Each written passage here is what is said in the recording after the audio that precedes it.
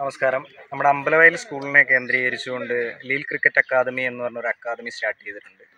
അപ്പോൾ അത് സെപ്റ്റംബർ അവസാനത്തോടു കൂടി നമ്മൾ അക്കാദമി ആവിഷ്കരിക്കുകയാണ്. അപ്പോൾ അതിൻ്റെ ഭാഗമായിട്ടൊരു 6 over hard ball tennis tournament നമ്മൾ പ്രൊമോട്ട് ചെയ്യുകയാണ്.